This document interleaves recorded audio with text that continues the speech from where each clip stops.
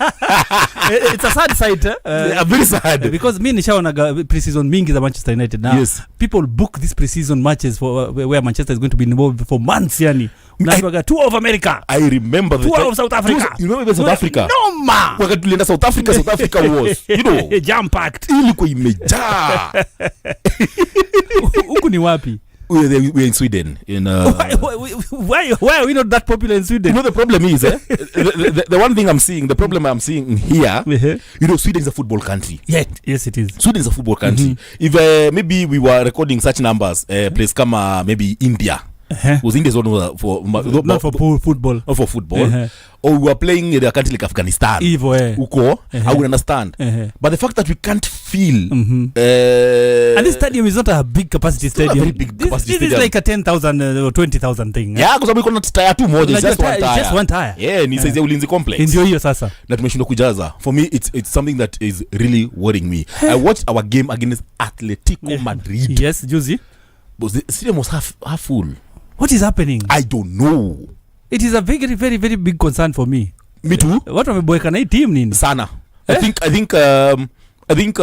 it will take us a very long time to rebuild that dynasty. Mimi nakumbuka tukiwa America some years back bwana, yani mpaka watu walikuwa wanateta tikiti zimeisha bwana. Zimeisha. And you see that time in the US. I remember that friendly was the Manchester United versus Real Madrid. Yes. Ilikuwa imeshona red tupu. Ilikuwa red, by the way, tulikuwa home. Actually tulikuwa home. We can't fill this stadium. This is just a Sweden. What is wrong? This is just a Sweden. Hey. And the fact that we have had Sweden players playing for us. Yes, man. Swedish stars have played for us. Jasper Blomqvist has been there, man. Baka Ibrahimovic. This other guy, Henrik Larsson has played for Manchester United. Man, what's wrong? And then it gets to a point of combat. Elanga has played for Manchester United. Those just a stadium. I mean, ni kitu inanipea a lot of wasiwasi because part of the reason as to why even the Glazers were not selling Manchester United is the fact that despite poor performances, Manchester United used to rake in the revenue. Yes.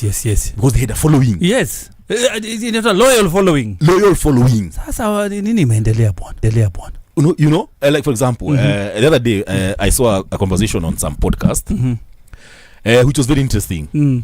Why do you think Vinny Jr. didn't join Arsenal? Or do you think Vinny Jr. would have joined Arsenal? I from the onset of that story, I felt like that story was not going to happen. I don't know why. I just felt Vinny was at his prime, man. Do you know Vinny Jr. has a bigger following on Instagram than Arsenal? Well, I didn't know that. But it happens with these superstars.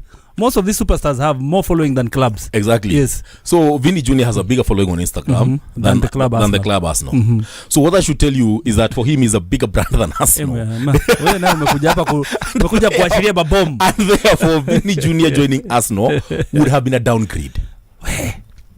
In terms of branding. I understand you not in terms of football. In terms of football, in terms of branding. Of the package. Manchester United for the longest, the only club that has been selling more shirts than us has been Cristiano Ronaldo. That club is Cristiano Ronaldo.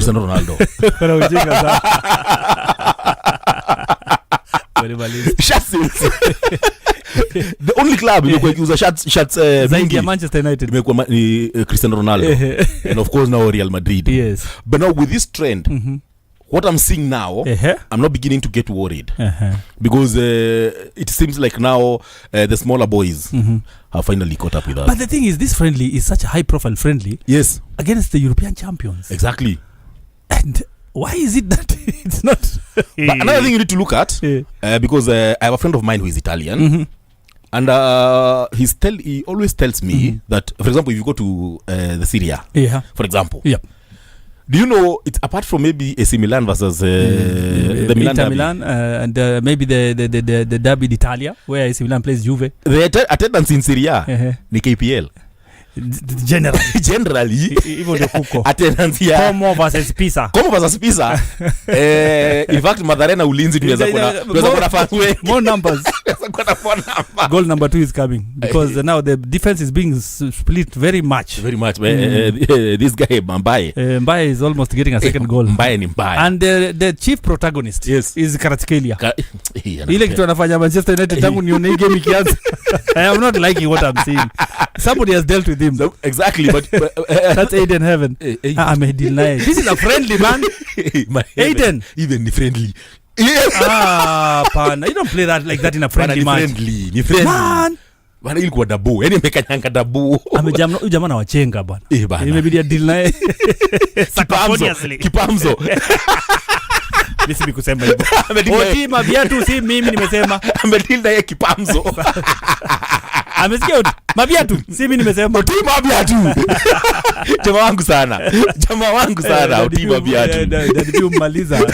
Tangu siku pale Kasarani. Oti mabiatu. Jamaa wangu sana. So telling you, look at it this way. He was telling me that one of the problems they have in Europe is that playing fields are no longer there. Okay. And when I say playing fields are no longer there, is that kids nowadays, just like if you go to Nairobi, yes, the kid in Nairobi is behind a laptop. Yeah, currently. Or is behind a phone. All right, so they're not as adventurous as we used to be. So tukiwa dogo, we out there. Yes, for us tukiwa toi, we used to go. It was about being out there the whole day. No. Probably in your most favorite field. Exactly. Doing your most favorite sport. Exactly. Whatever it was. Yes. So kama mimi ilikuwa ball, na zile times madhangu amenichapa juu nimeenda kucheza ball juu wapi. Umetravel jo mtaa ingine. Wapi? Hizo ndio zilikuwa kazangu. Mara mingi sana. Tuko Jeri, tuko Huruma, tuko Marish, tuko Biafra, tumeenda kuitwaje kule ngwende Babadogo, tumeenda Dandora game, Gashie tumekuja kucheza game jo. Yenye utapigwa. Na hizo siku umetoka kali mpaka Gashie saa hii. Gashie 80s and 90s. Hiyo ilikuwa Gashie ushako ingine dead. Meaning yenye ulikuwa umeenda. Tumeenda kucheza timu ya Wasapere huko. Ulikuwa fa kupigwa. No, ulikuwa na kupigwa. Ulikuwa na kupigwa tu. So what is happening is that the modern day child is behind a laptop, is behind a phone. So now the football interest is slowly but fading. Slowly fading. And then these rangos you see at FIFA are not helping. Okay. For example, what made the Italians very angry? Because I have a friend from Italy who was telling me that they are very angry after the Berlusconi debacle. Exactly. The Italians lost interest in football generally. Yeah. Because they were like, so you guys have been playing with our emotions. Yeah, you know. You've been playing with our minds all this time. We are investing our emotions here and you are playing with them. And you are playing with them.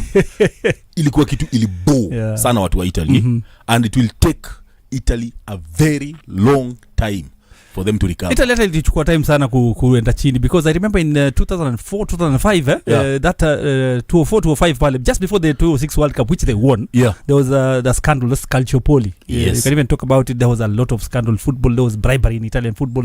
There was too much. Teams went down. Kina Juventus went to Serie B. Ilikuwa timu mingi tu. Wengine walikuwa docked points, wengine walikuwa relegated. There was a big scandal in Italian football. Exactly. And then it took a few years and then their football went down. And they've not been in 3 World Cups consecutively. Yeah. And now what is even shocking is that Italy have not qualified for 3 World Cups. But hata hakuna maandamano Italy. Imagine if you go to Italy, it's and remember there was a time there when Italy used to go to World Cups so often, and when they would perform poorly, they would go back to tomatoes. They would be ni tomatoes wangepigwa nazo. Ilikuwa it was what I can say, it was a national issue. They had to play in the last 4 for them to be safe. For them to be safe. So right now, Italy have not made it in 3 World Cups, and I can tell you, if you go to Italy, everything is normal. Watu wako sawa. Everything is normal. Even the son of the former New York mayor was trying to talk to Infantino behind the curtains to try and find a way that if Iran cannot go to the World Cup, why don't we slit in Italy? Imefika mahali mbaya. Imefika bad ideas. Baka Italy wanaanza kuota. Unajua hawa ni watu washashinda World Cup mara 4. Watakosaje kuwa kwa World Cup? Exactly. But that's the reality. And so even in the Kenyan context, if there is one thing we need to be very careful about, is showing that our kids are behind these gadgets. It's very dangerous. So this is not just a one of in terms of Manchester United's popularity in the world. No. It is a big sign. It is a big sign because for me I think this is the third match I'm watching Manchester United play. Hawajafeel stadium. Hawajazaa stadi. Na hiyo ni pre-season. Na vile watu wanafuataka Manchester United. Pre-season ya Manchester inakuwa gani Actually we never used to sell tickets pre-season wakati wa pre-season. Ni kabla. By the time season inaisha, ulikuwa unafaa kubuka. Umechelewa baba. Umechelewa. Kwani ukusikia tuko Manchester United on an American tour? You didn't hear from July 15th until June. Yes, American tour ilikuwa ikitangazwa tu. Hivi. Tickets zinajaa. Sahi, look, it's an empty Ulinzi complex study. And Manchester United is playing against the champions of Europe. Double, back-to-back champions. Yes. Wow. And I watched Real Madrid juzi wakicheza na kuna timu ilikuwa cheza ya Italy. What was it? Fiorentina yet. Stadium was packed. Jam-packed. To the brim. So Madrid still have the Madrid still has the appeal. Yeah, they still have the appeal. But also it's also a wake-up call, not only to Manchester United, but to English football. Okay. In general. Could it also be the players who have shown up? You know, the current fan is aware of whoever is going to be. Whoever is going to be here. Information is the world is a global village right now. Yeah. So maybe people knew that United would bring on the big stars in the game, and also the opponents PSG. We will not see some people that we would like to see. How I'm looking at it, it's a little bit different. Last season, if you look at the best team in England, Arsenal, I thought they were a class below PSG and Bayern Munich. Okay. Despite the business Arsenal has done this season, I believe now if PSG was here and Arsenal is here, this season PSG looks like they've gone here a notch higher, and Arsenal look like they've come here. In terms of business. Not business, but I'm saying in terms appeal. Of quality and appeal. Quality and appeal. Like today, if Arsenal is playing Real Madrid, Real Madrid will be favorites any day. Okay. If Arsenal is playing Bayern Munich will be the favorites. Book is favorites, yeah. Yeah, if they play against PSG, the favorites. So I think that in as much as the English Premier League has concentrated too much on buying talent, yes, and bringing money in the game, there's something they're not doing right in terms of development of football in the country, and it is now becoming a problem even with the fan base. Okay. Because you look at the best team in England, Arsenal, they're a boring side to watch, let's be honest. Last year, that was something I wouldn't say that about Arsenal and Arsene Wenger for long periods. Yes. I am a United fan. Yeah. But I used to love watching Arsene Wenger's Arsenal play football. Walikuwa naipaka. Yes, I used to enjoy watching it because I love football, by the way. Yeah. Hata kama watashindwa, but you were guaranteed a beautiful game. Exactly. There was a plethora of talent. And if you look at Manchester United under Ferguson, it was a team that used to attack with pace. There was so much pace in that team. United was exciting to watch. It was exciting to watch. Arsenal was beautiful to watch. Yes. If you look at Liverpool Benitez. Liverpool was about power. Ilikuwa ni power play. Ilikuwa na power play. Ingine noma sana. Yes. If you look at Chelsea, yes, they had the conglomeration of superstars. Yes. Unaona? The UN. Exactly. But now the problem with the current English football is that all of them look like they are playing the same style of play, whereby all of them want to press. All of them fear attacking. It's like everybody has adopted a system that is it's like it's time to play gegenpress. For everyone. It's boring. Such that now we're looking at... That's the new style. That's the new norm. It's the new norm. And I find it a little bit boring. It's like when Tiki-Taka came on board. Tiki-Taka was beautiful to watch. Yes. But then when you over-dominate teams, now the game becomes boring. Because the opposition cannot even withstand you. Exactly. You know, what are we watching? We're just watching Barcelona dominate the opponents every day. Exactly. It was not exciting. I would wait for Barca versus Madrid. Yes. Barca versus Deportivo. Exactly. Barca versus Atletico. Ndio nione game. Lakini atizi ma games zingine. Niende kuangalia Barca ikipiga tu watu bao 8. I never used to waste my time. Nangoje tu matokeo. Exactly. Washina ngapi 5-0. 5-0, yeah. So zingine ndio wapata wamecheza 7-8. It became like total dominance, yeah. Exactly. But now the one thing that was very exciting about English clubs is that the English clubs, ukiangalia Newcastle ya nani, Newcastle ya kitambo, there's a way Newcastle is Stoke City. Wewe wacha. Beba ya Stoke City. Ukitaka Newcastle on a cold day in the what do they call the stadium? Inaitwaje hiyo kiwanja St. James Park. On exactly. a cold night. On a cold night in there. Alafu mande jao ni Kevin Keegan the late. Exactly. My friend utashangaa. Exactly. So there was a lot of variety when it came to the English game. Nowadays that variety is not there. And now the excitement is gone. It's no longer there. People are thinking of set piece coaches. look at I mean to win games. This is new football for me.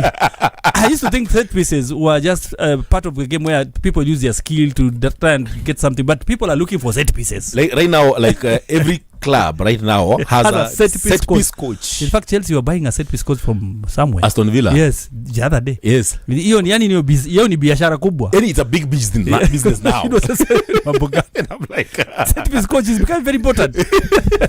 How did we get here? I don't know. All right. So and you see, even in the national team, there's a way England used to play. England ulikuwa utashindana nao, lakini ukiwa kwa uwanja utajua umetoka kucheza na Uingereza. Exactly. Utakimbia kwa uwanja. Watakukimbiza. Ball zitapigwa cross. Exactly. Shingo itafanya kazi. My friend, utatoa. Ile kutoa utatoa head. Hawachoki. They were very powerful, yes. And they used to attack na wing. Wale kwa ile 4-4-2. Yes. Katikati tunapiga touch ngapi? Then they decided to employ foreigners to teach them football. England. Having a foreign coach. The first time at the turn of the millennium. I didn't believe it myself. When they took Nani? Sven-Göran Eriksson. No, Sven-Göran Eriksson. I was like, England! Happened. And from then on, they've never looked back. Exactly. It is foreign coaches. It is foreign coaches. Right? And so now... Brazil! Imefika mali Brazil of all the countries. Wanatoa coach nje ya South America, acha nje ya kwao. Nje ya South America. Wanaenda Europe utafuta coach. Na kuchukua coach Italy. What has happened? I mean, I think it's something that I've always even said here in Kenya. So when will you enjoy Brazilian football anymore? Because now it is Capello football. No, so it is Ancelotti football. No, you see, I normally watch Brazil nowadays. Mimi naona Denmark wakicheza. Una tofauti ni uniform tu. Uniform. Wewe toa hiyo uvaya Denmark, it's okay. Mimi Denmark. There's no flair. There's nothing. There's no flair. There is nothing. You know, you'd play with Brazil. I remember when I was younger, a team I support would meet Brazil, and I would watch that game, and I would be shivering. It's something I always... Whenever Brazilians would attack, I was like, "Oi, Denilson. Oi, Ronaldinho. Oi, Rivaldo. Oi, hapa tunauawa." La squeezy. I don't feel it. You see, and then... Wapi ya Brazil? Wapi. You know, and then another thing, I always tell people, the reason when the game was exciting at that time is that we never used to concentrate so much on stats. It was about the beauty of the game. It was about the beauty of the game. Tuliwa dominate wale. Exactly. Ati tulikuwa na shot 8 kwa sijui tuna possession ya 75 sijui. Ati tulikuwa XG. Hizo ni vitu gani hizo?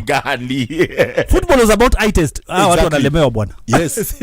Wewe unaona? That is why even a kid today ukimwambia Ronaldinho alikuwa mnoma, anashindwa na mambo. Anaenda kwa XG anakuambia. Sasa alikuwa mnoma. Kwanza hizo anafunga bao 10. Hizo alifunga bao 10. Anashinda vile utamwambia jo. Na unajua Ronaldinho sasa ameshinda Ballon d'Or. Unashinda wewe. Sasa nitamwambia nini? I remember the game between Spain. No, France. Utambiaje mtu Zizou alikuwa mnoma? I want to talk about Zinedine Zidane. Babalao. Utaambia kijana atakwambia tu angalia XG. Angalia tu XG. Angalia tu XG ya Zidane. Boli imechange mtu wangu. Angalia XG ya Zidane. Football is not about beauty anymore. It's about statistics. That's why. Is it Americanized? I think it's been so Americanized because Americans are the ones. Sport yao inakuwa hivyo. Inatoka stat dropping. Exactly. Hivyo tu. Yes. But I don't like arguing with somebody who stat drops. Because that we're not talking about football anymore. It's not the football. Sasa tunaangalia mambo ya mathematics. Amepiga pass stat. Exactly. Hapana. How are they playing? Wewe ulionaje? Unaona? Are they dominating? Look at for example when Brazil wali eliminatiwa na France. Was it in 2006? Yes. Ile game ya Thierry Henry. Yes. Yeah. Actually most people that was the Zizou show. Actually most people don't even remember. Like exactly it's actually Henry mwenye alifunga ile ilikuwa foul free kick from the left side. All we remember is Zinedine Zidane. Hiyo game hata ukisema nini kwa hiyo game, that was the Zinedine Zidane rubber stamp. You know, by half time, something that many people don't remember. Na hiyo mimi naikumbuka like yesterday. By half time. Masharia. Yes. You know who asked for Zizou's jersey? Half time. Ya World Cup quarter final. Robinho alimwambia Zizou nipatisha. Nipatie tu jersey. Unajua ninaweza ngoja mpaka mwisho nikajipata nilisubstitutiwa. Nilitoka. Wewe nipe tu sahi tu please, nipatie tu jersey. Because the things that Zinedine Zidane alifanyia that Brazilian midfield. My friend. Na unajua midfield iko kina nani? Boss. Gilberto Silva. Iko na Gilberto, iko na Ronaldinho. Rika kaka alikuwa bench. My friend, walikuwa nakula kanzu wakifuatana kuja wewe. Na wewe Ronaldo sijakupata. Ronaldinho kuja hapa. Mimi nakumbuka akipiga, I think alipiga Piro. Unakumbuka ile alizunguka hivi katikati yao wawili. Yes, ile afu akapiga side step. Wacha na mzee. Alafu umwambie mtu ati Zizou alikuwa ajui mpira. Una start drop hapo. No, mtu ukimwambia sahi atakwambia no, mimi midfielder najua sahi. Ataanza kuambia Luka Modric na kutolea statistics. Sasa utafanya? Na akwambia ni mkali kuliko Zidane wako. Akwambia ni mkali kuliko Zidane huyo. Bruno Fernandes.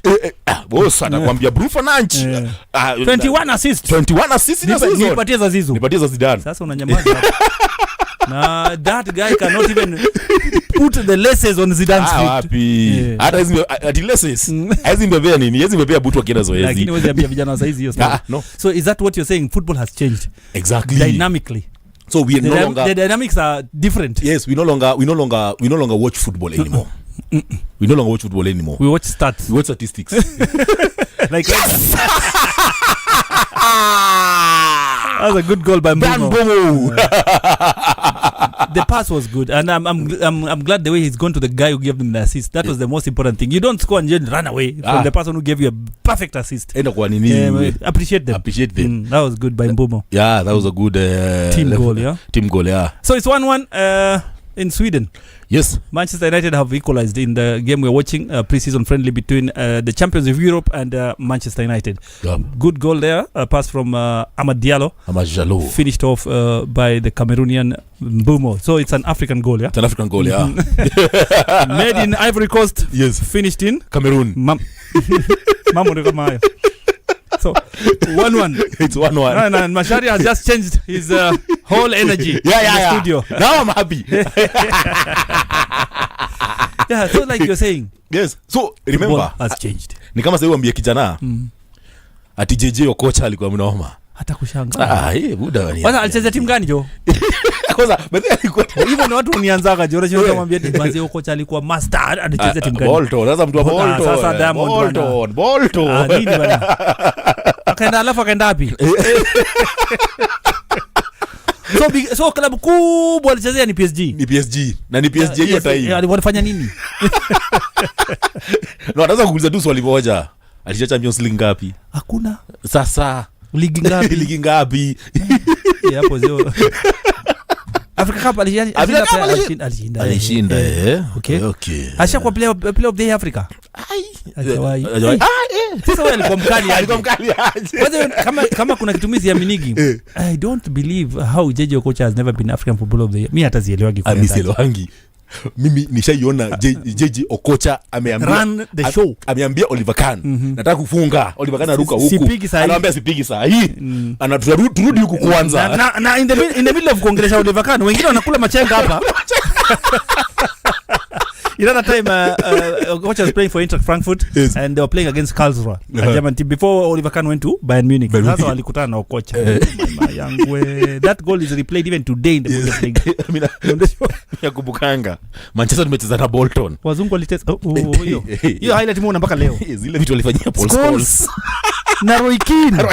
Mama hiyo midfield ilikuwa ni mai. Alafu kuna nyingine nakumbuka akicheza against Arsenal. Ray Pala. Zile vitu walifanywa kwa corner flag. My friend, huyo kocha alikuwa si mtu mzuri. How he never became player of the year, I don't know. Nobody knows. Ni kama sahi someone who watched Ronaldo, Cristiano. Someone who watched Cristiano the finisher. Doesn't know how much of a baller, how skillful he is. Cristiano Ronaldo was. They don't know that he transformed his playing style. Yes, exactly.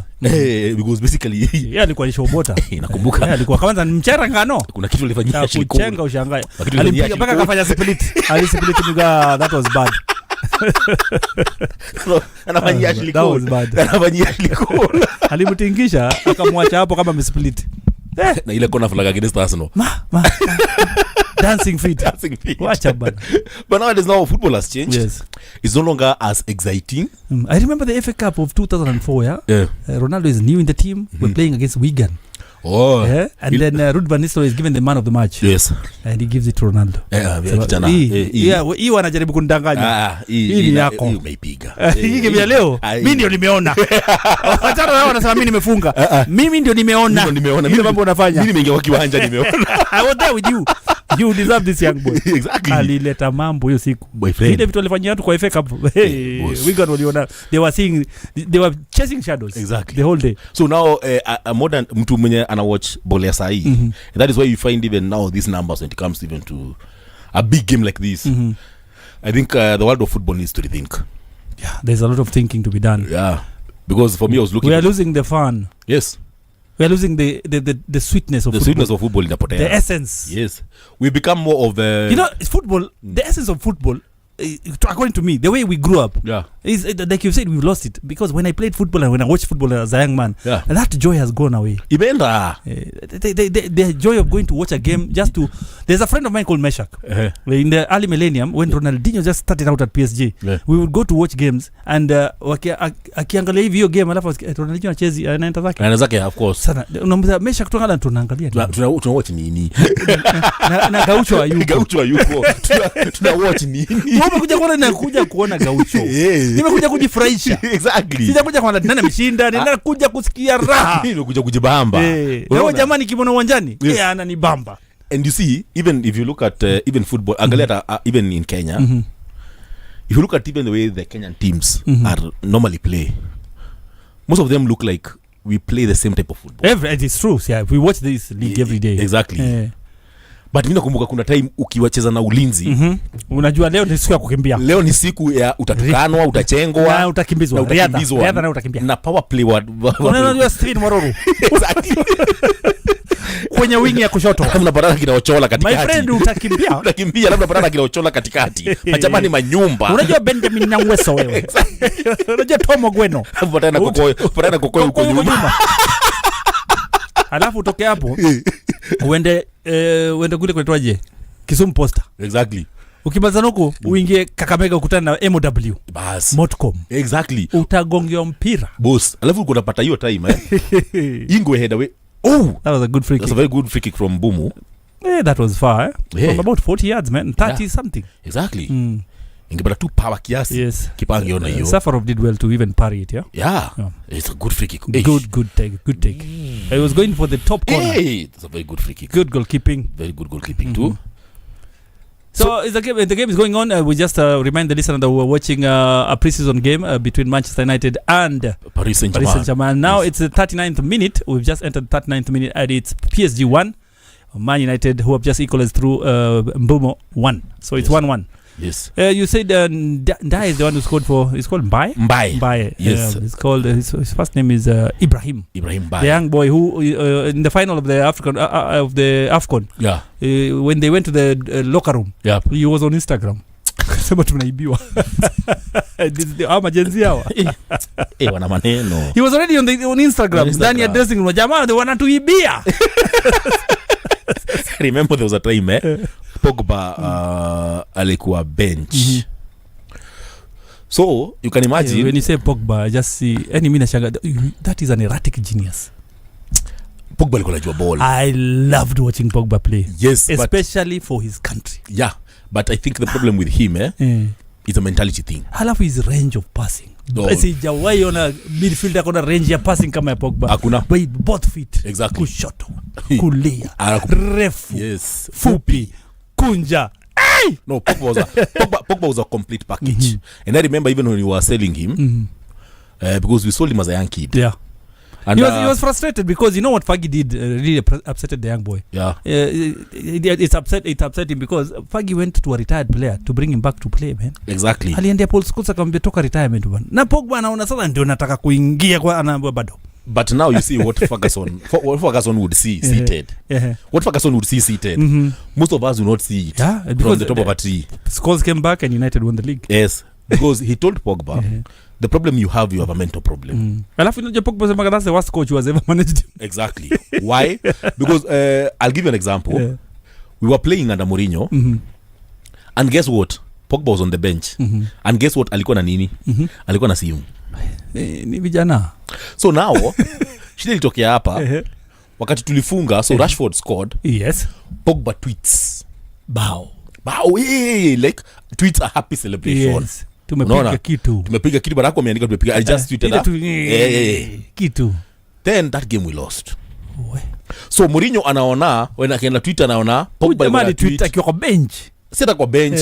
So basically kuna fry tumepigwa. Basically. Kwa sababu yeye anasema mimi nilitoka tulifunga bao. Lakini sasa coach ameona baada ya game. Naona yeye amefurahi. Yeye umefurahi na mlai. Unafurahi na tumefungwa. Wewe mbona sikuelewi? And actually Mourinho never spoke to him again.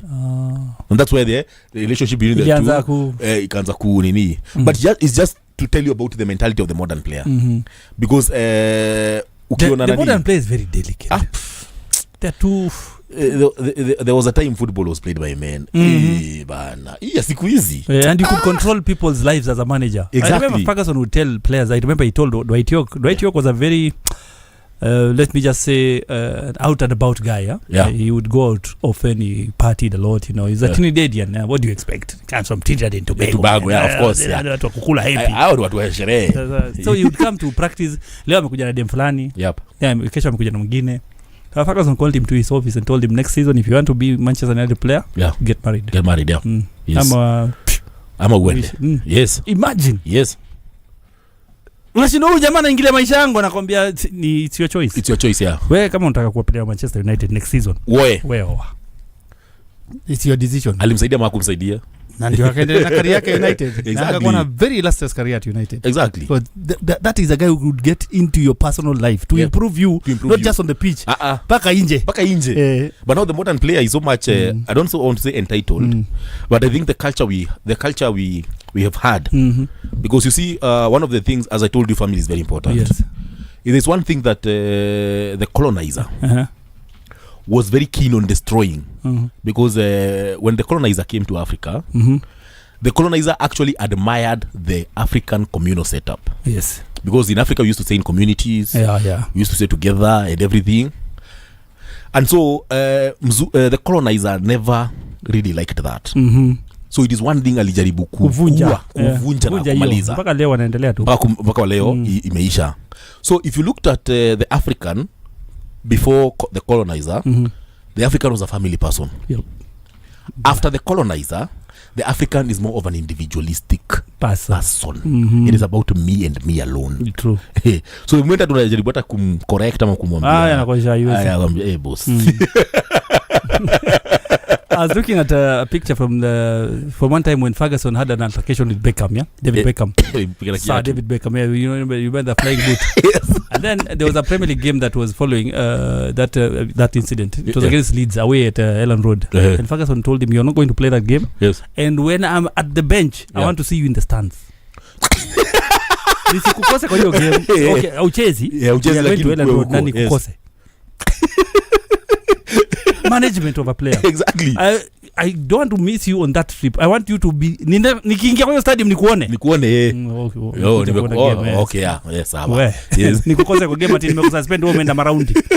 Ndio utajua. I remember Ferguson saying that David Beckham is the only manager he's the only player he managed who chose beauty over football. And he also said in one of those quotes of his, if there's a player who would get away with anything, it was Eric Cantona.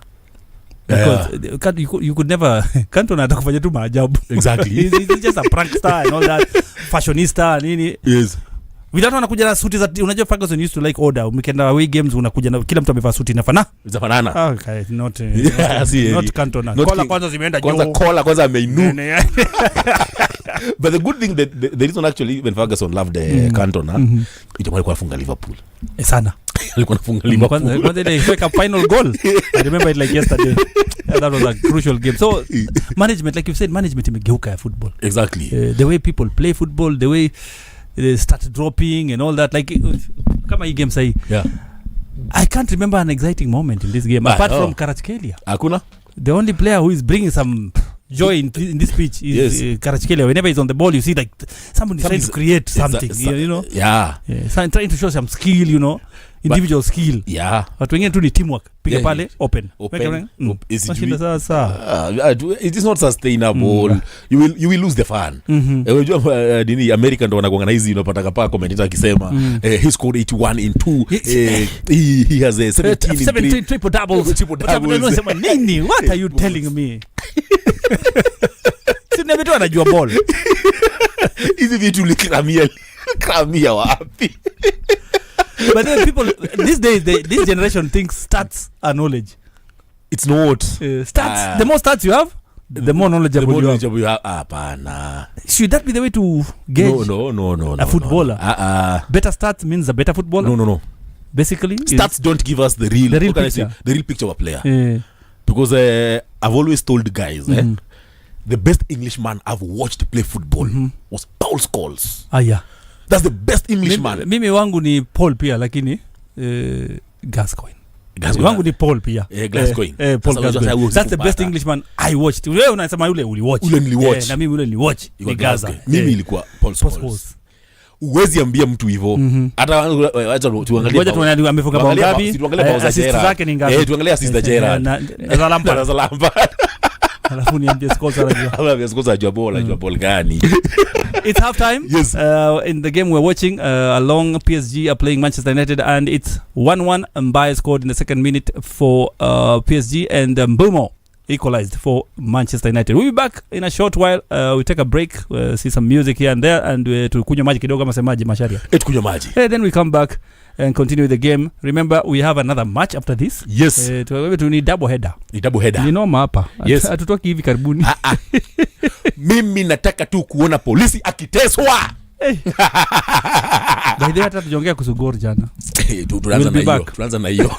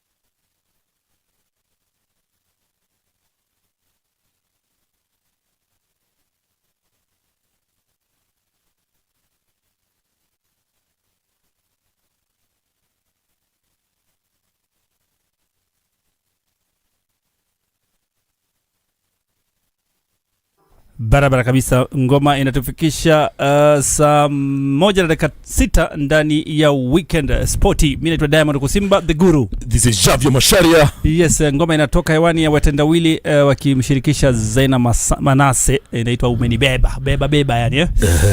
Kipindi cha pili kimeanza, the second half is on, and there have been changes, and there's also an injury forced change. Yes. That has just happened for Manchester United. Their longest serving player is out. Most people don't know Tom Heaton is our longest serving player. By the way. But he's always there for pre-season, then he goes on. Umesema kazi yake ni kuhamisha goalkeeper number 1. This guy has been a United player from 2005. So meaning kazi yake inakuwa kuhamisha nini our goalkeepers. Alafu anaenda na pre-season. Season ikisha anarudi. Alafu anaenda on loan. Crazy stats by Tom Heaton, man, because Tom Heaton signed for United in 2005, and he was there till 2010. So Ali signed but this is the same window na Vidic. Yes, and he never played for United in a Premier League match for 5 years. Okay. He went to Swindon Town in 2005 on loan, played 14 times there. He went to Royal Antwerp in 2006, went to Cardiff on loan in 2008, went to Queen's Park Rangers on loan in 2009, went to Rochdale in 2010 on loan, went to Wycombe Wanderers on loan, then was sold to Cardiff City. Then he moved to Bristol, then Burnley, and then he went to Aston Villa, played 20 games, then he's back at United. Back at United now.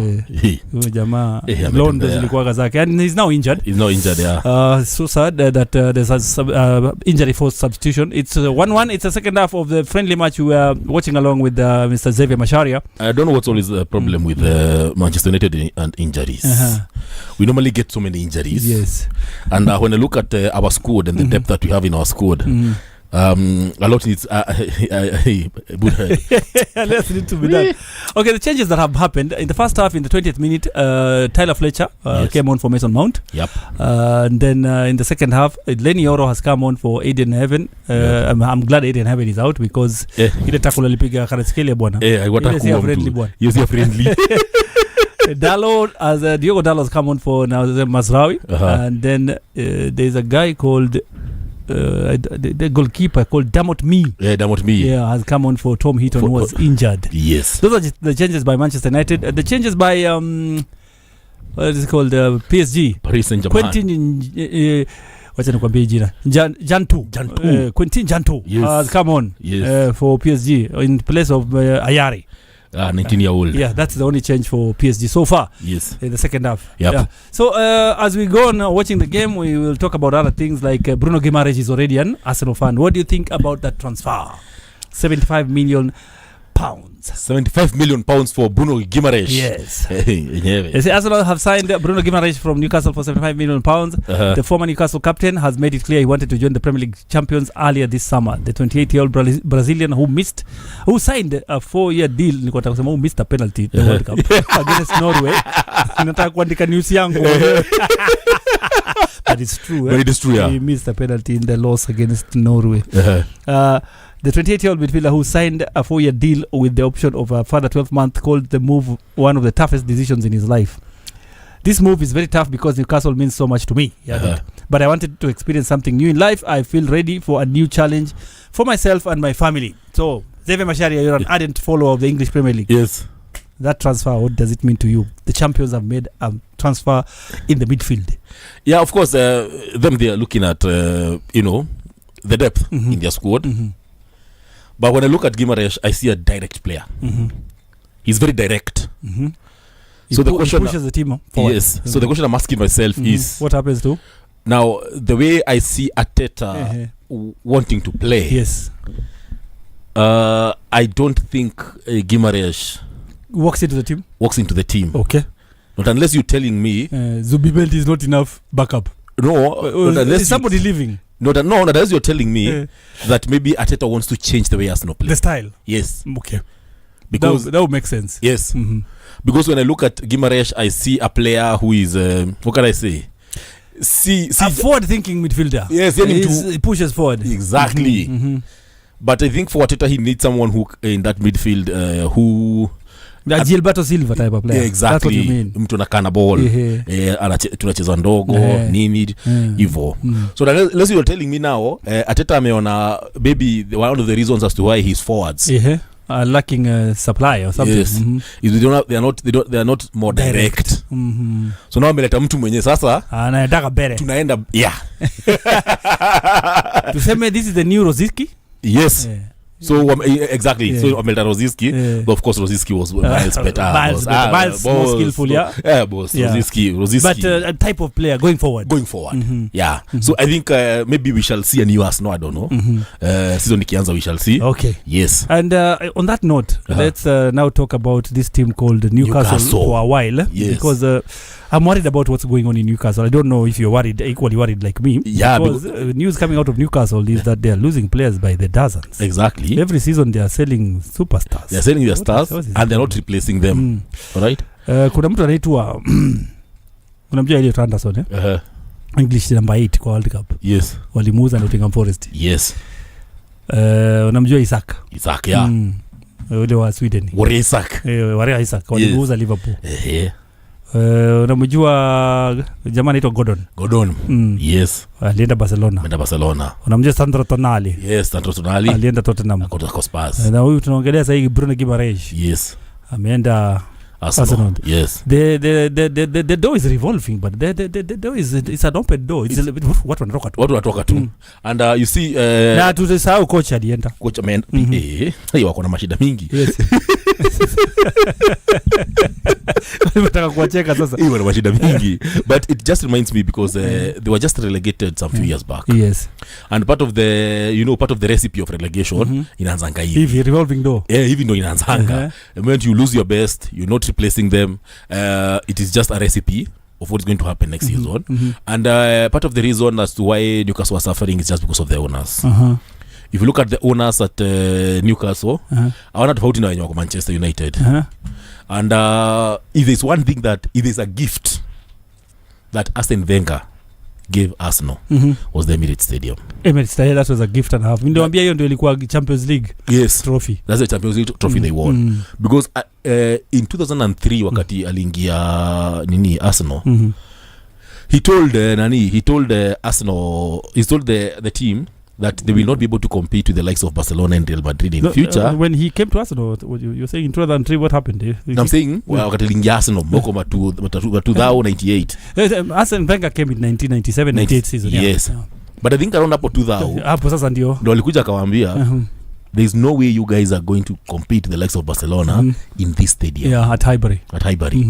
And they had to move. Yeah. Plans were underway very soon, and by 2006 there was a stadium. Now if you look at Ashburton Grove, exactly. If you look at Newcastle, they've not been able to transition into one of a modern a modern facility, and they've not been able to commercialize the club. And one of the reasons as to why these players are leaving is because they are struggling financially. But I thought there was the Arab money there somehow. Bado, they are still struggling. Because they're losing players, man. Because you're losing so many players. Na hakuna investment unaweka, hakuna kitu unaleta. They brought so many stars to that team. They challenged for the Premier League, and then things just went haywire. Even Manchester United, our biggest downfall ilianza hivyo. Because I remember the last time we had a proper window, a proper transfer window. Yes. Ilikuwa ile time ya Vidic na Evra. That's the last time. That's the last time Manchester United wali kwa window waka improve team. Yes. Kwa soko. Tukapoteza Tevez, tukapoteza Cristiano the following season. Scholes akaritaya, Vidic akaritaya, Ferdinand akaritaya, Van Persie akaritaya. Kwenda Fenerbahce ni kuritaya tu. Fenerbahce kama kuritaya. He never recovered. And then Paul Scholes anaritaya, tunasign Fellaini. Lakini one thing I loved about Fellaini was his endeavor. That guy would work hard for the team. No. He was not a Manchester United type of player. Yes. But when he pulled on the jersey, yes. Man, he gave 101. But at the end of the day, it was not the quality of Man United. I get your point. Everton star. Manzi. Unapata Karika karitaya. Man. And I think since 2005, the only player that has come to United and improved us is Fernandes. Bruno Fernandes. Yes, Zlatan. Zlatan Litaraha. Ronaldo came back pia. Yes, a very good signing. That's nice. But I can't remember. Pogba. Yeah. It was not good for you? No. Was not a good signing? No. It was not the same Pogba, man. No. Because I believe players it starts in the mind. Yeah. I can see Jeff ananiambia kuhusu Cavani. But Cavani was one of the unlucky. He was unlucky. You know why? It was bought during COVID time. The fans of United never got to enjoy Cavani. It is fine you never go to enjoy Cavani. The stadiums were empty, man, and Cavani was scoring some beautiful goals. No, my question was simple. When United signed, nakumbuka kwanza chipping moja alipiga Everton moja hatari sana. Sikatai. Alafu anashindama chini hapa anapiga the target archery. Sikatai. But yule mtu alisign Cavani. Ako ameangalia injury record yake. Hiyo ndio problem. I get your point. Ako ameangalia injury record. Because on his day, brilliant player. Very good player. But akuchezea game gap. Yeah, that's the point. And Newcastle was wacha tuongele yule mtu amekuja. Kuna jamaa anaitwa Matthias Jasli. Huyo ndio coach wao. Yes. He is the former Al Ahly coach. Al Ahly ya wapi Saudi eh? Wanaitwa coach Saudi. Anaitwa Matthias Matthias Jasli. He's a new manager. Wacha kucheka. He's a young man of 38 years old. He's from West Germany. I've never heard of him. I've just heard of him right now. Nimemweka kwa archive sasa. Nimemweka kwa ile maktaba yangu. Now I know about him. Yes. I will know him as the guy I knew at Newcastle. Yeah, Matthias Jasli. Yes. The second half is going on. I don't know what you make of the first 15 minutes of the second half. Second half is still dull. PSG of course pushing hard. We still the only spark that is at Man United right now is Bumu. Yeah, that's the he's playing well in the second half. Yeah, that's the only I can say that's the only positive in this game. And Ahmad is doing at least something. 4 changes coming up. Kuisha Sisi. Kuisha Sisi. Alafu unajua ni kina nani? Vitinha, Neves, Marquinhos na ule jamani tuna Pacho. Kuisha Sisi. Kuisha Sisi. 2 defensive changes and 2 midfield changes. Mwendo tumemaliza. Mendes is coming in, Pacho is going off. Marquinhos is coming on. Captain. Unaona mwendo. Unaona tutalimo. Sasa ndio United wanataka kufunga watu vizuri. You won't believe it. Hapa. Utaamini. Oguzimba hapa. The captain is in, Vitinha is in. Mimi sitakupea hope. Lakini hapa Neves is in. Acha nikwambie tunataka kuitafuta. Kanataka kugongwa. Tunataka kuitafuta. We want to look for it. We are just about to look for it. A plethora of changes and now Mendes comes in. And then United wameleta Tielemans and Bruno Fernandes. Bruno Fernandes. Sasa wanataka kuona moto. Bruno Fernandes. Hizo ni mabao. 30 minutes of excitement. Up for us to enjoy. Yes. Haya, good changes and at least it has gotten Xavier excited, and he thinks the midfield battle will be lost. Let's see how United reacts to Bruno, to Vitinha and Neves. I would actually prefer tusitoe nani uja watu wa Chelsea itango nani Santos. Andre Santos. Tusitoe Santos. I would want to see Santos Fernandes, Tielemans against Neves and Vitinha. And Vitinha. Uone hapo katika. Nione sasa itakuwa aje. Unapima team. Exactly. That would be the best test.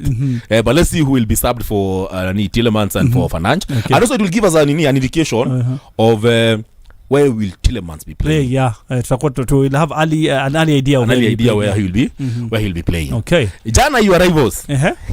Tulikuwa tunasema tutaongea kidogo kuhusu Sekafa. Yes. Mambo ilikuwa moto. Mechi ilifika mpaka extra time. And I was telling people, Gor Mahia were on the quest to narrow the gap between them and FC Leopards, and people were thinking I'm creating a joke or something. I was just saying the truth. Yes. As in they are 3 times Sekafa champions. FC Leopards and Tusker are 5-time Sekafa champions. So Gor Mahia, with that win yesterday, they would have closed the gap to 1 trophy away. Okay. So it's the gap still remains 2 trophies away. 2 trophies away. 5-3. Hiyo sasa FC bado wameshikilia hapo. So how was the game for you? 2 things. Nowadays when I see Kogalo play, na wakaeni kama wako on the up. Because yesterday, Rayton Sports, if you looked at that game, Rayon Sports. There is a plethora of changes coming for United.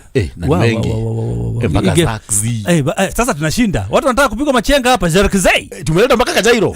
Zerkzai. My bowler. This is an old school footballer. Kajairo. Mimi nampendea gani? Anasemaga mimi hapana namba 9. Mimi ni 9.5. Mimi nakupigia machenga hapa utafurahi. Yes. Alilalisha mtu hapa siku Friendly ile walikuwa cheza na wale Rosenborg or something. Nakumbuka. Watu walilala chini. Defender lala. Goalkeeper lala pia wewe. Zerkzai. Yes. Joshua mwenyewe. Napenda kumuita Kajairo. Uko na ufala sana. Tabia nywele zake. Captain Bruno Fernandes comes on. Yes. Naona tu ni watu wengi, hata kuna sura nyingine sijui ya kijana mdogo, tutajua tu ni nani sahihi amepita mbio hapo sana. Sijui ni Tyler Fletcher, ndugu ya Tyler ama ni nini? Ndugu ya Fletcher. Unajua kwa twins hao. Yes, naona mzee mzima. Yuri Tillemans is on for United. Ameingia and Andre Santos is off. Okay. So basically Ariamas is on. Mm-hmm. So basically Tillemans will be playing as our 6. Okay. Good signing for United. Yeah. What do you think? Is it a proper replacement for Casemiro? Would you think? Ama tumeshuka kidogo. Casemiro was nataka nijue. Casemiro was class. Okay. But you know, I look at this Man United squad and I don't recognize my club. Wow. I don't recognize my club. But you know, Yuri, whenever I've seen Yuri Tillemans playing, ever since he was a kid, I've just liked the way he plays football. He's a good player. He's a good player. I think he's a Johnny Come-Late. Yes. To the big teams. But now I think he would have done it as a younger player. As a young player, who's a 24, 25. Would have made sense, but now he's a 28-year-old. Yes. However, I think it will work for him. It will work for him. Mm-hmm. I'm not saying he's not a good signing. Mm-hmm. It's a good signing at the end of the day. He's a good player. Mm-hmm. But as I was saying, I don't recognize my club anymore. Okay. I don't recognize my club. Because I remember there was talk way back when we wanted to sign Schneider. Didn't come in. Yep. This time we wanted to sign Luka Modric. I remember. Kwanza Luka Modric iliniuma. Yes. From Tottenham. There was a time. At least we bought Babatov. Yeah, at least we bought Babatov. But Ferguson alikuwa anajua kwenda soko. Ile kitu ilikuwa ni after Ferguson anajua kwenda soko. Anajua kwenda soko. But the thing that iliniumata zaidi, you know, Fabregas was willing to join Man United. Yeah. Remember. You remember even before Toni Kroos joined Real Madrid. He would actually wanted to come to Manchester United. Mm-hmm. Now, that's a midfield that I would have. That's the class. That's the, what I say. That's the Manchester United midfield. Okay, so Tillemans, yes, he's a good player. But that's not the quality I would have expected to be at our disposal, United. Yeah, exactly. What kind of player would you have? What if they went for Tchouameni? Would it be a better... Tchouameni is a big name. But not a better player. Not a better player, but it's a big name. Okay, it's a big name. But not a good player. I would have actually gone for Baleba. Was it not for injury? What's happening with Baleba? 2 seasons looking for a player we didn't sign from a team like Brighton and Hove Albion. Really, what's happening? Tushino player Brighton. Like enyewe tuliisha. Enyewe tuliisha. Sema tu kweli. I always tell guys that had Manchester United not been sold to the Glazers, Harry Kane would be a Man United player by now. By now. Yes. Harry Kane alikuwa tuchezea. True that. Luka Modric angeretire kwetu. Mimi najua mwingine angekuwa Manchester sahi. Nani? Phil Foden. Angekuwa shachezea kwa Manchester United. Foden angekuwa Manchester United. Mwingine angekuwa shaingia. Scott nini? Huyu anafanyaga hivi huyu. Nani Cole Palmer angekuwa shachezea. Palmer angekuwa shachezea United by the way. Yeah, but I remember there was a time what do you call him? Zinedine Zidane. Yes. In an interview with BBC alisema for him when he was playing, the one club he would have wanted to play and he didn't play for was Manchester United. I remember he once said he would have loved to play alongside Paul Scholes. Yeah. Yep. I remember that interview. Exactly. That's the one thing he misses in his life. Asema siku moja jamaa angekuwa teammate wangu ingekuwa imenibamba mbaya. Ingekuwa mbaya sana. Tungefanya mambo watu. And he actually said if England had players like Paul Scholes, wangeenda mbali. Anyway, what I'm saying is I look at Gor Mahia. Yeah. Anytime Gor Mahia are on the up, I always expect them to win. Okay. And yesterday when game ilianza ya Gor Mahia finally, nikaona yes game ilikuwa 50-50 but you can say Gor Mahia walikuwa 54. Okay. They were edging it. And so expected them to win. Okay. However, I think the crowd really pushed their home team. But what I've made of Gor Mahia this season is that after the season iliisha walikaa chini wakajambia we have two things to achieve this season. Yes. One, defend our title. Number 2, we're not winning CAF. But let us do what we can to enter the group stages, the money bracket. Exactly. Let us do what we can, just to find ourselves in the league phase. Exactly. Hii itawasaidia financially vibaya sana. Exactly. If they can just break into the league phase, but sasa changes everything. Sasa pyramids. Ukitaka kuingia kwa vita anza na Goliath. Ndio majeshi, unaona masoja wengine. Tunaona Daudi yakupigana na Philistine, alipiga mmoja. Alipiga mmoja hiyo. Wao wengine wakasema sawa. Sasa wengine kwa football, piga mkubwa, piga pyramid. Piga mkubwa mdogo wagope. Wamepiga pyramid. Tunakumbuka Naiboys last year. Walianza wamepiga nani?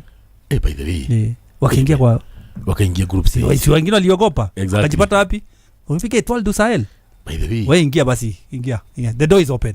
Ita walipata pesa mzuri. Yeah, so you have to hit Goliath on the head. Yeah. So I'm looking at that squad there. Your squad ya Kogalo.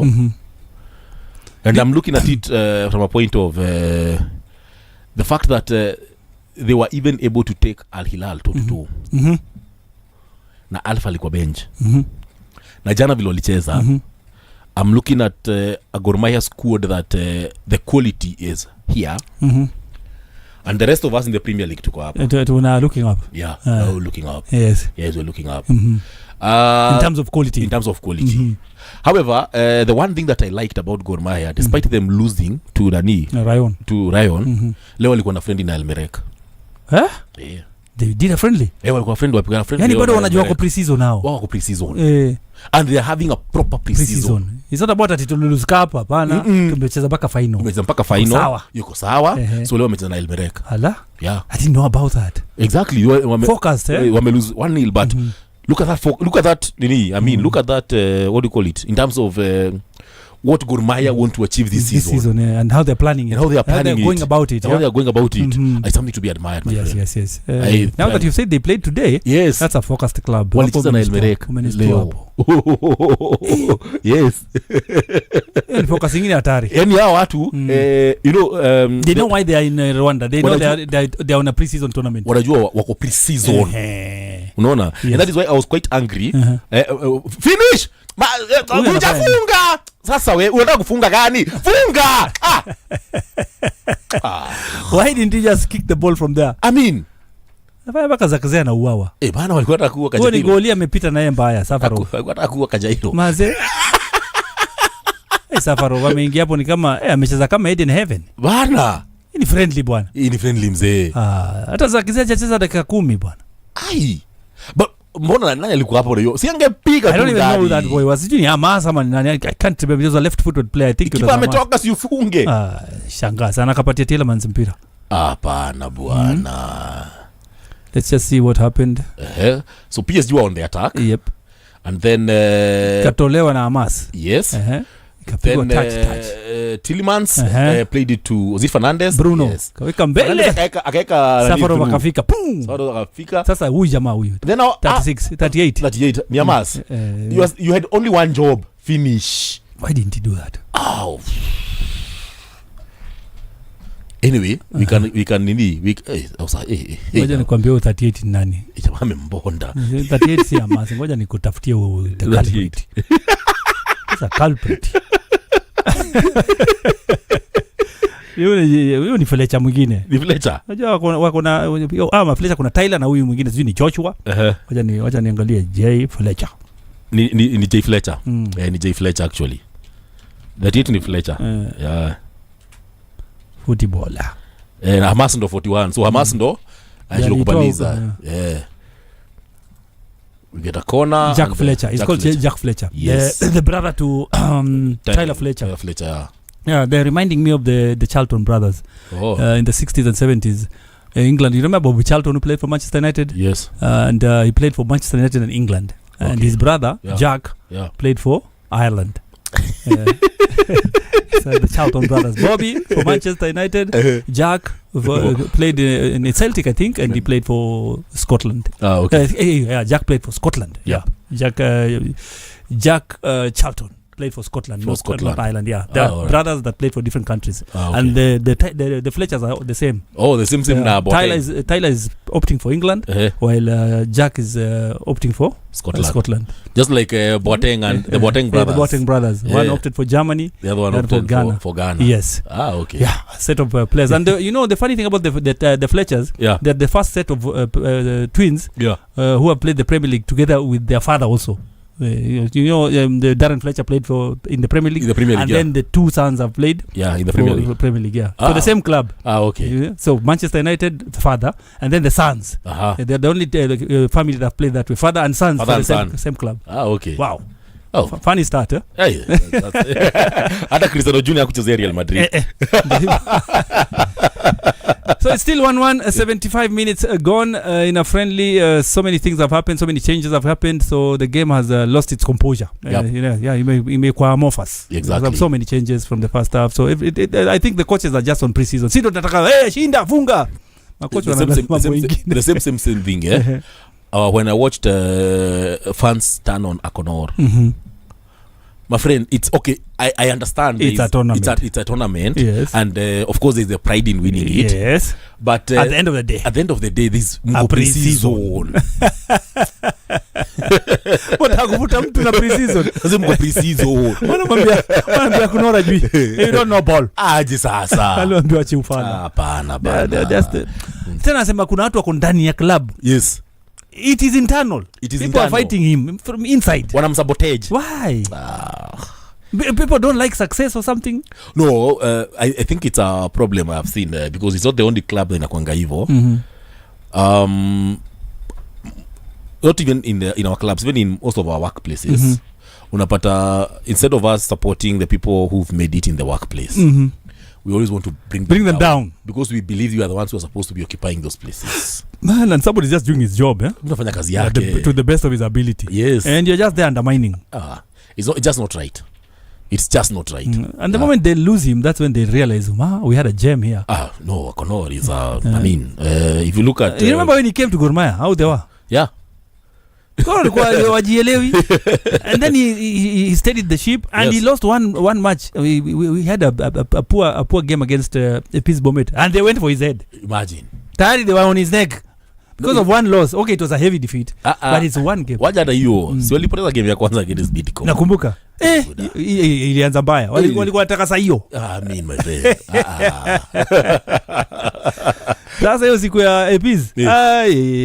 Baka nikamwambia tu hapana, you don't saka coach for losing one game. Just one game. Hapana. The title race is still on. They are still in the control. They are chasing. They have a good team. Yes. Mbona msimpatie time? Patie tu time.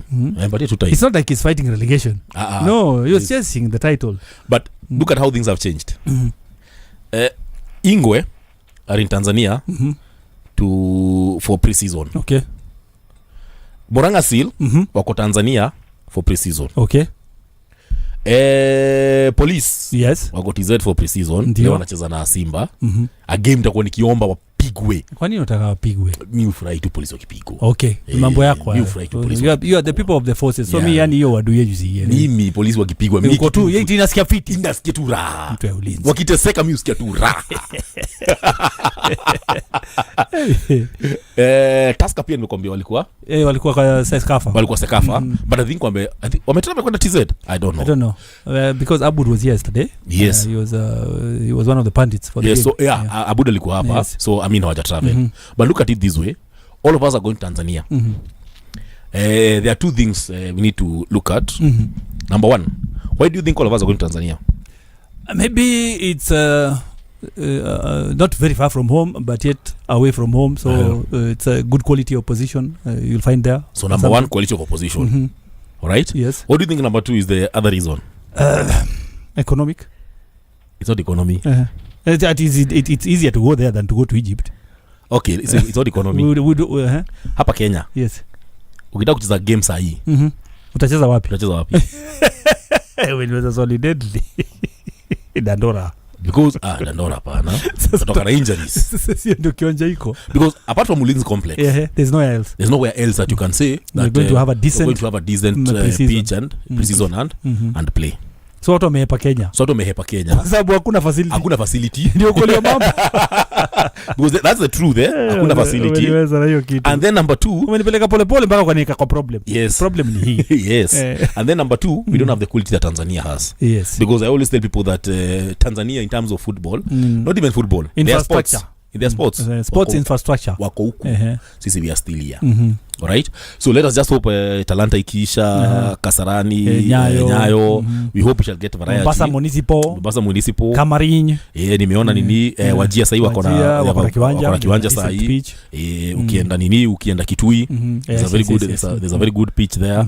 So let us hope that hizi mashine za facility zitaisha. Okay, but one of the reason tumeenda Tanzania, I'm thinking next season's Premier League will be very exciting for Kenya because there will be so many pitches. Next season but one. No, I'm thinking this. Walisema watu they keep telling us that December the deadline ya renovations. But unajua hata wakifanya renovation December. No, I understand deadline. This whole year is renovation year. Yes. So every like you've said, every facility is closed for renovation or yes. Building. Adima Ulinzi complex yafungwa tu. Yeah, of course. Okay. Sasa ukifunga tutachezea wapi?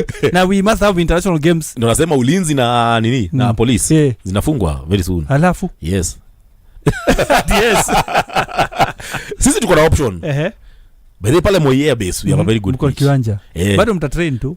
Shida hiyo Moyea base nini? Shida hiyo kiwanja Moyea base maybe as just wa Premier League. Yes. Haina barrier. Yes. Mafans wataingia tu kwa uwanja. Hiyo kiwanja ya Moyea base player anakuanga hapa na wewe uko hapa. Unaweza hata msalimia. Kama hii ya jana kwa ya juzi kwa secondary school games final. Iko hivyo. Pale Theka. Exactly. Zimezunguka watu wamekijaa kwa post. Goli akisema na anasikia harufu ya bangi hapo. Watu wako gwethe mbaya. It's a pre-season. Huyu jamaa amekimbia style moja akanikumbusha Angel Di Maria. Angel Di Maria. Ile dini. Ile style yake. That guy never quite took off at United and it's all because he never settled. Yeah. Before he even settled in Manchester they robbed his house. Kuna watu wabaya huko England baya. Kuna wabaya sana. But let me tell you about settling down. Remember there was a time Denis Oliech alichezea France. Yes. You know, as a country we never celebrate Denis Oliech enough. Vile inafaa. Because I've never seen a player represent Kenya with passion the way they know alikuwa anachezea Kenya. There was an interview uliwatch ya Ghost Ghost hiyo time Yobo amesign. I think Yobo alikuwa amesign Chelsea. Nakumbuka Yobo akienda Chelsea. Deno tunaenda kucheza na Nigeria kwao. Yes. Ati Deno alikuja akambia Ghost. Ghost. Nataka uniweke mahali Yobo yuko. Nataka huyo Yobo nasikia Yobo ndio nataka. Huyo Yobo nasikia, huyo ndo nataka. I remember another one pia akimwambia unakumbuka Bobo Balde. Yes. Tukicheza na hiyo timu yao ilikuwa gani? Bobo Balde alikuwa anacheza timu gani? Which national team? Let me just remember. Tulikuwa hapa Nyayo Bobo Balde. Haiko Cameroon? No. It was not Cameroon. Bila nilisababisha bao. Wacha nimkumbuke tu Bobo Balde. Bobo Balde played for Celtic and which national team?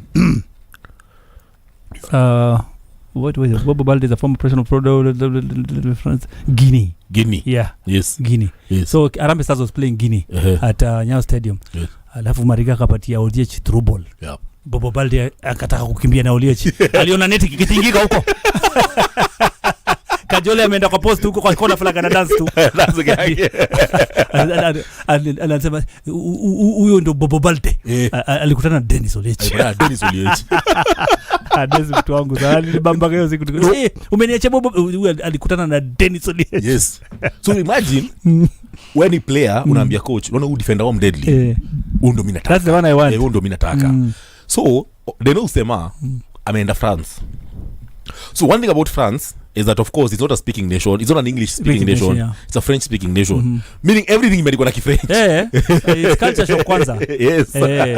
Kama wewe sema je veux cocher bas maintenant lazima ujifunze. So umeenda team mko 25 wewe peke yako unajui French. Watu wanabonga ma watu wanaongea but you seem to be like in a closed space. Wewe unasema tu fi maneno yanapita. That feeling is horrible. Because the note says that at some point he needed an interpreter to even go shopping. Man. It wasn't easy for the boy. It wasn't easy. So when Angel Di Maria tells you he didn't settle at Manchester United, you understand. Because first of all, he can't speak in English. That's not his primary language. He's speaking Portuguese or Spanish. I think Argentines speak a lot of Spanish. They speak Spanish. So anaongea Kispanyol. You're in an English speaking country. Mimi hata ukienda tizi hauna tabeshte. Mtabongana nani? Bongea nani? Ni noma. That's tough. There was a time sijui kama ilikuwa nani, ilikuwa Mike Baraza. Ilikuwa Baraza ama ilikuwa Okoth. Alikuwa petiza Europe. Mike Okoth alikuwa nasema ati yeye strike partner wake I think walicheza like 2 years but wako ipiga story. Na story ya kuongea. Okoth alikuwa ameenda Belgium. Kwa Belgium. Kuna French inaongelewa huko sasa. Shida si French. Shida ni because the way Europeans are. Si kama sisi ati tunatembelea nanga unajua hata your teammates. Alienda kwa timu inaitwa KV Ostende. Yes. Kwanza alafu ndo kaenda Harelbeke. Alafu ndo kaingia Genk. Sasa hapo Genk. Yes. Sasa hapo ndo alikuwa anasema. Alisema ya kwamba striker partner wake hako ikachino piga story. Ilikuwa mnaenda zoezi mnamaliza na mnaenda. Kila mtu njia yake. Professional football. Alikutana na dose of professional football. Wanasikia Ferguson aliulizwa siku moja, weren't you worried that Andy Cole never used to talk with Teddy Sheringham? Alikuwa anasema kwa mtafashi. Wakiwa uwanjani wana coordinate vizuri sana. Huko nje mimi news. Whether they are friends. Wakiwa uwanjani utajua Andy Cole na Teddy Sheringham ni nani. They never used to see eye to eye. Lakini kwa uwanja combination utagwanga. Lakini Ferguson, I guess that's professionalism. Lakini Ferguson there's something alikuwa anachukia. Hata Rooney, hata ex-players when they interviewed, they always say that there is one thing that Ferguson didn't like is a player who was always on the press. Hapendi hiyo. You hakuwa anapenda. And if there's one player he protected from the press with yani alimshikilia career yake yote from press. You know who that player is? Ryan Giggs. He protected him like it was his shadow. So uko napata saa zingine Ferguson mnaenda game the way coaches they always go for interviews with a player, with one player with Anderson.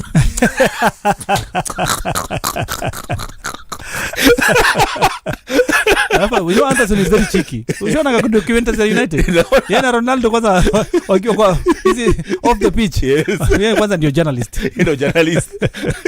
So Anderson kizungu ajui kuongea. Na hakujali. I remember even one Brazilian player called Romario. Romario de Souza went to Holland. He played for PSV. And in the time he was there, it was not a very long time he was in PSG. I think it was 2 seasons or 2 or 3 seasons. But when he was all the time he was there, he never learned Dutch. Kauliza mbona ujifunzi hata hii lugha na huko yeye amekuja kucheza ball. Hizi tu mingi mnasoma hizi. Kama nitashindwa kucheza ball, hiyo ndio mambo mengine. Lakini mambo ya kujua hii lugha. Baadaye jakam kujifunza lugha hii. Well at the ball ndani. Sasa is a story wanasemanga ya kwamba United there were 4 friends. One ilikuwa Jisung Park, Patrice Evra, Tevez. Yes, a very weird combination of friends. Wezi amini. Watu kitu cha kwanza hawaelewani. Na wachani. 4 minutes ago in the game that we are watching along here, United seem to be going in the lead any second from now because the ball is not leaving the PSG area. So it's still 1-1 in 87th minute. Yes. A shot there tried by a youngster there. I don't even know the boy. What changes have been so many mpaka hata ujui nani anacheza wapi. Exactly. But to be honest, I really didn't expect us to be this good. Because when PSG made the changes, Neves na ule Vitinha ulijua sasa tu. Kumbe wanaenda kukinga pale kwa box. 6 yard box. Mwendo tumemaliza but unaonaje sasa? Surely I mean Vitinha kwa ndani ya 6. Yes. Na mwenzake Neves zuia. Then they under another attack. Yes, and we seem to be attacking a lot with pace. Which I'm loving. Joshua kwanza ni hatari. Unaona mambo yake? Kajairo. United might score anytime. They're really pushing for a goal. And it's quite encouraging because we've lacked an identity for quite some time. Too long, And I think But what do you make of Carrick? Ever since he came to United at the start of the season, at the start of the year until now, what do you think? You are a United fan through and through. That change was magnificent. It was almost magical. No, I've seen the same set of players, but performances really changed, man. I've seen that before. Yeah, so I'm not excited. Who was this guy we had given the job? Who was this Amorim guy? As I'm saying, I have seen this game before. I've seen this cycle before. So I'm not excited. You're not yet excited. Not yet excited. But the statistics, like we said, I don't like dropping statistics. But from when he came to the end of the season, you can't ask the standings question. Unajua jedwali usomwa. Usomwa tu exam swali. Tangu ya ingia United, yeye ndiye anaongoza ligi. That's true. Yes. But look at it this way. When Van Gaal leaves, Jose Mourinho comes. Van Gaal was given a road deal by United. Yes. That was a road deal. It was a road deal. Hiyo mwaka United had 13 injuries in the first team. Yeah. He played kids that season and he went to the FA Cup final and he won it for United. And then the first thing they do on that day is sack him. But you see, look at it this way. Had we allowed Van Gaal to stay in that team, he would have created for us the Barcelona he created. A monster. Yes, the Barcelona he created Nini in the 90s. In the 90s. Ama the Nini. There's one thing I loved about Van Gaal. It's not about the personality, it's about the team. It's about the team. Where kwanza the younger you are, the better. Because I can use you for years. Exactly. That is really Van Gaal football. Unaona? So had we allowed Van Gaal to just 2 more seasons. 2 more seasons. Yeah, our 8 months. Our toi, our lete, kwa team akina Rashford akina nani, he would have built us a monster of a team. Angetuacha in a good space. Jose Mourinho comes. Jose leaves. Huo ni stopgap measure. Yes. Tunataka kikombe. So Jose leaves. Ole comes. Yes. And all of a sudden we have soon rediscovered ourselves. Yes. Tunacheza. Tukaenjoy. Walikuwa maliza ligi number 2. Alafu tena ati wanamfukuza. Sasa mnampeleka tu. Ndio maisha. Now we are trying to rediscover ourselves. We're trying to rediscover ourselves. But the problem I always see at United is that the one thing I'm liking, this ever since Nani alikam, this billionaire, itango na nani? Our billionaire owner. Jina kibona nipotea hiyo. Uyo. This guy, namuona mpaka sura. Hata mimi namuona mpaka sura nikapale juu What he's done, he has been able to bring people in the club and decision making. He has been able to bring people in the club who are able to run the club's affairs. Because you look at their first transfer window, unapata wameleta Mbumu. That was a good buy. Very good buy. We have this striker itangwa nani? Shesko. Benjamin Shesko. Mbona mchezesha hapa sahi? I think he's still recovering. Okay. But did you see how he looks? Of course. Built muscle. Itakuwa noma sana. Look at Benjamin Shesko, a very good signing. Amad Diallo, a very good signing. Unaona? Right now they've brought in Andre Santos. At first I doubted that signing, but the way I'm looking at him, vile ulimwona ile game ya juzi Atletico na sahi, I mean, very good signing. You look at Tielemans, a very good signing. And so what I'm excited about is that for our goalkeeper, a very good signing. Lemans. Yes, a very good signing. So what I'm liking about this new management at Man United, at least now we are getting players who can add to the team. That's what you want. Yes. So slowly by slowly, we are building something. Okay. We are building something. So in as much as there has been that cycle, but I'm equally excited. So what are your expectations as we go into the new season? You're seeing a United team, the way they've recruited in the summer. What is my expectations? Yeah. A Champions League slot. That was last season's expectations. Yeah, it is fine. It was hard to achieve last season. It was hard to achieve last season. With Amorim, we would never have gotten it into the Champions League. But I'm saying, even for this season, that would be like a name. Okay, because it will be consistency. It will be consistency now. Because now you're allowed to bring consistency. Because when I look at this league, Man City is gone. Amanda, they've gone with Pep. 10 years of Pep. Gone, yeah. Man City is gone. Yeah. I'm also looking at Chelsea. Rebuilding. Yeah, just like us. Liverpool is a spent force. Yeah. They're trying. Wanajaribu kujidiscover. Yes, they're trying to discover themselves. But there is a club that nobody's focusing on, and they will shock many. Nani hao? Tottenham Hotspur. Walai. Mbona unaogopa Tottenham Hotspur? Kwa sababu ya zile vitu wale wamebai. Tottenham inakuwa na ile kitu inatoka implosion. They self destruct. Unajua mission impossible. This message will self destruct in 5 seconds. But they have Dizabi. Yeah. Kuna Dizabi. Dizabi was in this Premier League. Yes. He went away from it. He's come back. Yes. Let's see what he can do for Tottenham. Exactly. Yes. Because Tottenham don't keep managers, by the way. Yeah. Wow. Their managers door is revolving. Wow. Ukimaliza mwaka moja. Hiyo kwanza, ukimaliza mwaka moja. Mourinho when he left Tottenham he said this is a club of all the clubs he has managed, this is a club without a soul. And you could imagine yes. For somebody Mourinho is very honest wherever he goes. Anasema kwa club zote zile na Conte alisema this is a club without ambition. Imagine. These are statements from managers who have come from that club. Yes. Without a soul, without ambition. Sasa your club misses yogopa. You know, when I was a young kid, I used to listen to you a lot. And there was a time. And now you're working on radio with me. Yes. Maisha. Life can be a full circle. Exactly. You see that time, yes. Facebook was not like today. So the only thing I had in my mind was this Sauti ya Diamond. Okay. But nilikuwa nataka sana kuona huyu Diamond anakaa namna gani. I remember when Jose Mourinho came back. Alipotoka Chelsea akaenda was it Inter, yes. 2010. Kwa time ulisema ya kwamba the one thing you are sure is that in Italy hakuna kitu kingine watakuwa kiongelelea ni Mourinho. Yes. Mourinho anakuwa ule ni drama king.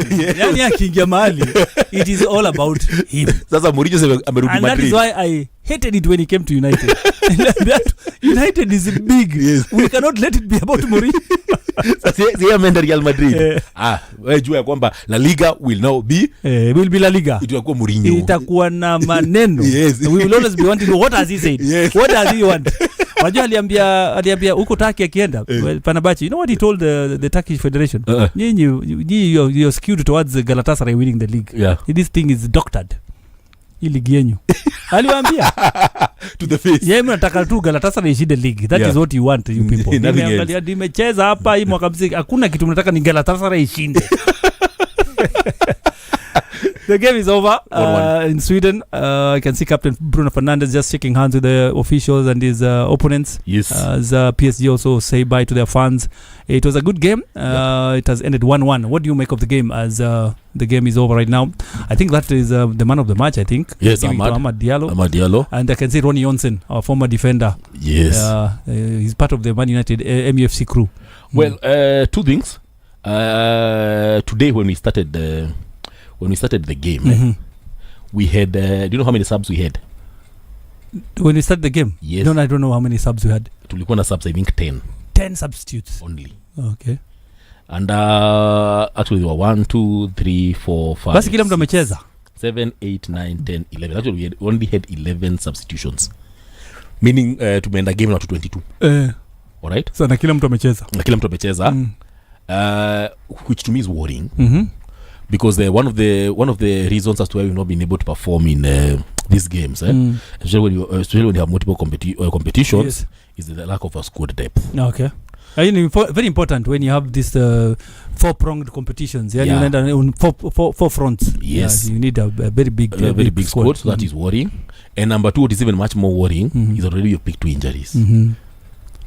And that is why I used to like what Ferguson used to do. Whenever United had a season when they started and the stars were getting hurt, United would never go to the market very fast. They would go to the youngsters. Exactly. Yeah. Yes. Even though Ferguson alikuwa na work out na United, he would go to the academy. Yes. Who is ripe for the weka yeye. Paka ule jamaa apone. Yeah. So you would go to the and academy, give them the confidence that you can do it. Even though kina Giggs walijipata kwa team, Scholes walijipata, kina Nicky Butt in the 90s, until there was one guy called Arnold Hansen who said in 95-96, the season when Manchester United would win the league, he said Fergie had six youngsters in the squad that season. 6 teenagers. Akasema you can never win the league with kids. Come May, they were champions. So that's the confidence Ferguson gave the kids. So we should not the coach should not be worried about not having the star names. Yep. All you need is a system that works and players that are committed to you. Yes. And what I see about the United players from January, they're playing for their manager. Exactly. He's not up there with the best managers in the world. Yeah. But at least he draws players to him. Yep. They listen and play for Carrick, which is very important for a manager. Exactly. Once you lose the dressing room, hata uwe nani, nivo. Lakini players wakikurespect, they play for you. So those are the two negatives that I've picked. But one positive I've picked is that we are attacking, we are creating chances, we are shooting, because under Amorim it was a little bit blunt. Watu usinikumbushe ujamaa bwana. Nataka wacha tupumzike kidogo tu. Tunarudi baada ya muda si mchache ama si mrefu. Zebia stop, unanikasirisha. Unasema kuhusu nani huyo? Rubu Amorim.